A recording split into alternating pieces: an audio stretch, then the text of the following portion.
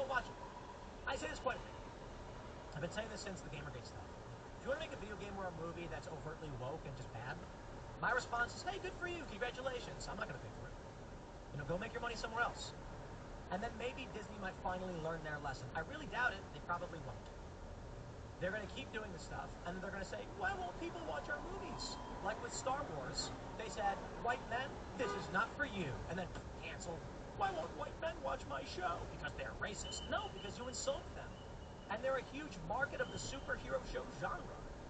Dude, the wildest thing. White people make up the majority ethnic background in this country.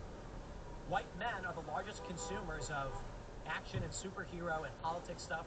So why would you intentionally make content to disparage the largest share of your market? That I just don't quite understand. I think it's because the cult has taken over the institutions. They are anti-meritocratic, and they don't understand. This is communism. What ends up happening, my friends, is that you'll eventually end up with people in government who think this should be subsidized. They're going to say, these kinds of shows are good, and people will pay for them. I think we should all have them. And then they'll make it a cultural requirement. So the government should fund this. What it really means, they'll take money from you to fund garbage